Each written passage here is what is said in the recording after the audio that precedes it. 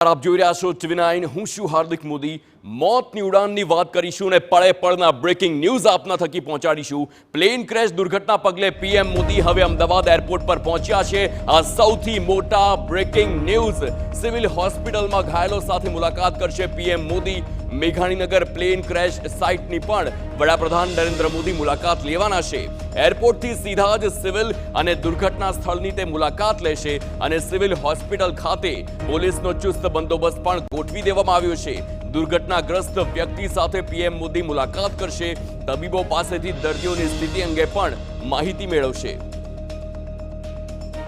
સંવાદદાતા રોનક વર્મા જોડાઈ ગયા છે તેમની સાથે સીધી વાત કરીશું રોનક વડાપ્રધાન મોદી અમદાવાદ પહોંચ્યા છે અને હવે સીધી જ મુલાકાત લેવાના છે દુર્ઘટના સ્થળની સૌથી પહેલા ક્યાં જવાના છે વધુ વિગતો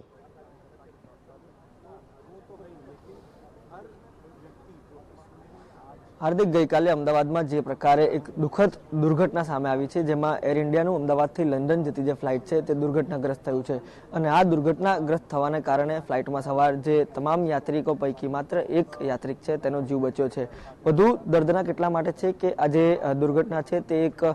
ડોક્ટર હાઉસ છે જ્યાં આગળ જુનિયર ડોક્ટર્સ રહેતા હતા ત્યાં આગળ થયું છે એટલે ત્યાં પણ કેટલીક જાનહાનિ છે તે સામે આવી છે આ તમામ બાબતોની વચ્ચે આપ સીધા જ દ્રશ્ય જોઈ રહ્યા છો અમદાવાદ એરપોર્ટથી કે જ્યાં આગળ વડાપ્રધાન નરેન્દ્ર મોદી છે તે અમદાવાદ એરપોર્ટ પર લેન્ડ થઈ ચૂક્યા છે અને ગમે તે ઘડીએ જે વડાપ્રધાનનો કાફલો છે તે અહીંયાથી રવાના થઈ શકે છે મહત્વનું છે કે વડાપ્રધાન નરેન્દ્ર મોદી એરપોર્ટથી નીકળીને સીધા જ જે દુર્ઘટનાગ્રસ્ત વિસ્તાર છે મેઘાણીનગરનો તેની મુલાકાત લેશે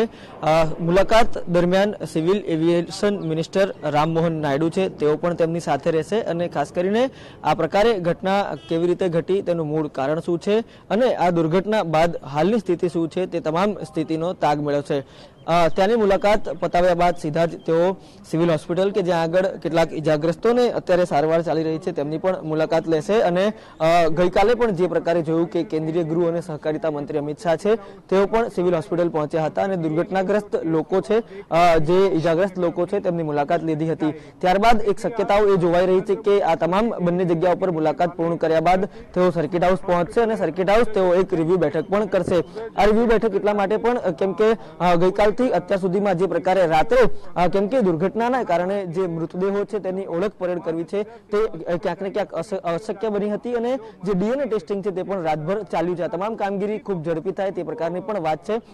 તે ગઈકાલે રિવ્યુ બેઠકમાં અમિત શાહ દ્વારા પણ કરવામાં આવી હતી અને તેમના દ્વારા એ પણ આશ્વસ્ત કરવામાં આવ્યું હતું કે આ તમામ સુવિધાઓ છે તે ગુજરાત રાજ્યમાં જ ઉપલબ્ધ છે બહાર જવાની જરૂર નથી અને આજે જ્યારે વડાપ્રધાન છે તેઓ ફરીથી ગુજરાત આવી રહ્યા છે અને તેઓ પોતે પણ આ નિરીક્ષણ કરી રહ્યા છે આપને યાદ હશે કે અગાઉ જ્યારે મોરબી પુલ દુર્ઘટના થઈ હતી ત્યારે પણ તેઓ સીધા જ જે દુર્ઘટના સ્થળ ઉપર પહોંચ્યા હતા અને જે પણ સ્થિતિ હતી તેની સમીક્ષા કરી હતી ત્યારે આજે વધુ એક વખત જે અમદાવાદમાં આ દુર્ઘટના સામે આવી છે ત્યારે વડાપ્રધાન ફરી એક વખત અમદાવાદ પહોંચ્યા છે અને અહીંયાથી થોડીક જ વારમાં નીકળીને તેઓ જે દુર્ઘટના વિસ્તાર છે ત્યાં આગળ જશે અને જે પણ સ્થિતિ છે તેની સમીક્ષા કરશે અને સમીક્ષા કેમ ન હોય કેમ કે સિવિલ એવિએશન ઉપર એક ખૂબ મોટો અને ગંભીર સવાલ ઉભો થયો છે અને આ પ્રકારની દુર્ઘટના ફરીથી ભવિષ્યમાં ક્યારે સામે ન આવે તેની પણ એક જાત સમીક્ષા છે તેઓ પીએમ કરશે અને કયા સુધારના પગલા લેવાના છે તેની પણ તેઓ જે છે તે જાણકારી મેળવીને અને જે પણ આદેશો છે તે આપશે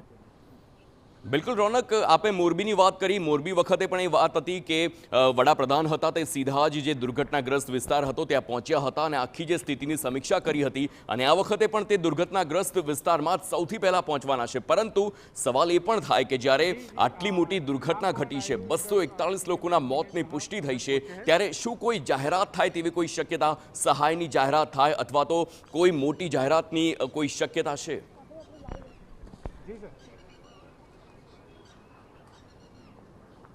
હાર્દિક આ સમગ્ર ઘટનાક્રમ સમજવાની જરૂર છે કેન્દ્ર સરકાર અને રાજ્ય સરકાર સ્વાભાવિકપણે જે ડિઝાસ્ટર મેનેજમેન્ટ એક્ટ અને જે તમામ જોગવાઈ હોય છે તે પ્રકારે જે જોગવાઈ હોય છે અને જોગવાઈ મુજબ જે જાહેરાત છે તે કરતી હોય છે એ ચાહે નાણાકીય જાહેરાતની વાત હોય કે તમામ બાબત હોય પરંતુ એ તમામ બાબતો કરતાં અત્યારે અગત્યનું એ છે કે જે પણ ઇજાગ્રસ્તો છે તેમને ઝડપી સારવાર કઈ રીતે મળે અને જે ડીએનએ ટેસ્ટિંગ ચાલી રહ્યું છે કેમ કે સ્વાભાવિક રીતે જે 241 લોકોના મોતની પુષ્ટિ થઈ છે તેમના પરિવારજનો છે તે અનેક પરિવારજનો અત્યારે સિવિલ હોસ્પિટલમાં છે તેમને કોઈ પણ પ્રકારની અગવડતા ન પડે તે પણ એક જોવું તે સરકારની પ્રાથમિકતા છે અને જે પ્રકારે ગઈકાલે પણ માહિતી મળી કે દુર્ઘટનાના 10 મિનિટની અંદર કેન્દ્ર સરકારના તમામ બાબતોની જાણ થઈ હતી ત્યારે હું આપને વધુ એક વખત મારી પાછળના દ્રશ્યો બતાવવાનો પ્રયાસ કરીશ કે જે એરપોર્ટના દ્રશ્યો છે પીએમ મોદીનું જે વિમાન છે તે અહીંયા લેન્ડ થઈ ચૂક્યું છે અને થોડીક જ વારમાં હવે ગમે તે ઘડીએ પીએમ છે તે અહીંયાથી સીધા જ ઘટના સ્થળ પર જવા રવાના થઈ શકે છે. જે પ્રકારે આપણે વાત કરી કે કોઈ જાહેરાત થવાની શક્યતા છે કે કેમ, તો તે જ બાબતની વાત જેમ આપણે અગાઉ કીધું કે મોરબીમાં પણ આપણે જોયું હતું કે વડાપ્રધાને જે જાત નિરીક્ષણ કર્યું હતું અને ગઈકાલે પણ લગભગ આ જ પ્રકારે જે ઘટના છે તે સામે આવી હતી કે દુર્ઘટનાના લગભગ 10 મિનિટમાં જ્યારે કેન્દ્ર સરકારને આ વાતની જાણ થઈ ત્યારે પેરામિલિટરી ફોર્સ સહિતની જે એજન્સી છે કેન્દ્રીય તમામ એજન્સીઓને કામે લગાડી દેવામાં આવી હતી અને તમામ એજન્સીઓએ આ પ્રકારનું જે કામ છે તે હાથ ધર્યું હતું અને રાહત બચાવનું કાર્ય સૌથી પહેલા પ્રાથમિકતા જ્યારે આ પ્રકારની ઘટના સામે આવે છે ત્યારે રાહત બચાવનું હોય છે. આપ સીધા જ દ્રશ્ય જોઈ રહ્યા છો, વડાપ્રધાનનો કાફલો છે તે ધીરે ધીરે બહાર આવી રહ્યો છે અને જે પાયલોટ કાર છે જે એક સંકેત આપે છે કે જે વીવીઆઈપી મુવમેન્ટ છે તે અહીંયાથી સ્ટાર્ટ થઈ રહી છે અને વડાપ્રધાનનો કાફલો છે તે હવે એરપોર્ટથી નીકળી રહ્યો છે. વડાપ્રધાન નરેન્દ્ર મોદી અમદાવાદ એરપોર્ટ પહોંચી ગયા છે અને તેમનો કાફલો હવે અમદાવાદ એરપોર્ટથી રવાના થઈ રહ્યો છે અને સીધા જ તેઓ જે મેઘાણીનગર દુર્ઘટનાગ્રસ્ત વિસ્તાર છે ત્યાં આગળ પહોંચશે. અહીંયા જે ખાસ કરીને એરપોર્ટ પર તેમને એક શોર્ટ બ્રીફ છે તે આપ્યા હોવાની સૂત્રો દ્વારા જે માહિતી મળી રહી છે, જેમાં મુખ્યપ્રધાન અહીંયા હાજર છે, તેની સાથે સાથે ગૃહ રાજ્યપ્રધાન હર્ષ સંઘવી પણ અહીંયા હાજર છે. આપ દ્રશ્ય જુઓ, વડાપ્રધાન નરેન્દ્ર મોદી આ જે દ્રશ્યમાં જોઈ રહ્યા છો, વડાપ્રધાન નરેન્દ્ર મોદી પહોંચી ગયા છે અને સામાન્ય રીતે આ દ્રશ્યમાં જુઓ જે દર વખતે અહીંયાથી જ્યારે વડાપ્રધાન પસાર થાય છે ત્યારે તેમનું જે એક વેવિંગ સાઇન હોય છે તે હોય છે, પરંતુ આજે વડાપ્રધાન અહીંયા પહોંચ્યા છે ત્યારે તેમનો ચહેરો છે તે નીચે જોવા મળ્યો છે. એક ગમગીની છે, કેમ કે ગમગીની કેમ ન હોય, આટલી મોટી દુઃખદ દુર્ઘટના છે જે વૈશ્વિક લેવલ પર તેના પડઘા પડ્યા છે. આંતરરાષ્ટ્રીય મુસાફરો ક્યાંક ને ક્યાંક જે ભારતમાં હતા, જેઓ અહીંયાથી લંડન જઈ રહ્યા હતા, તેમના પણ મોત નીપજ્યા છે.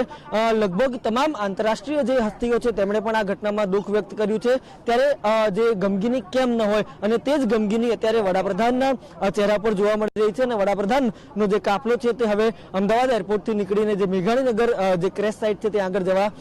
રવાના થઈ ચૂક્યા છે. ત્યાં આગળ જે સિવિલ એવિએશન મિનિસ્ટર છે તેમની સાથે તેઓ દુર્ઘટનાની જાણકારી મેળવશે અને જે પણ લૂપ હોલ સામે આવ્યા છે, સ્વાભાવિક રીતે જે ટેકનિકલ એરર છે તે ટેકનિકલ એરર સામે આવ્યા છે, પરંતુ હવે કયા સુધારના પગલાં લેવા એ તમામ બાબતોની જાણકારી છે તે વડાપ્રધાન લેશે. આ તમામ બાબતો વચ્ચે મોટા સમાચાર એ છે કે વડાપ્રધાન નરેન્દ્ર મોદી હવે અમદાવાદ એરપોર્ટથી રવાના થઈને જે દુર્ઘટના સ્થળ છે ત્યાં આગળ જવા રવાના થયા છે. દુર્ઘટના સ્થળ તેઓ રોકાશે, તમામ પરિસ્થિતિનો ચિતાર મેળવશે, ત્યારબાદ તેઓ સિવિલ હોસ્પિટલ જશે. સિવિલ હોસ્પિટલ જે ઇજાગ્રસ્તો છે તેમના પરિવારજનોને મળશે, જેમણે પોતાના સ્વજનો ગુમાવ્યા છે તેમને મળશે, તેમને સાંત્વના પાઠવશે. આ ઉપરાંત તેઓ જે સર્કિટ હાઉસ પહોંચીને જે રિવ્યુ બેઠક છે તે કરશે. આ તમામ બાબતો વચ્ચે વડાપ્રધાનનો જે ગુજરાત પ્રવાસ છે તેની શરૂઆત થઈ ચૂકી છે.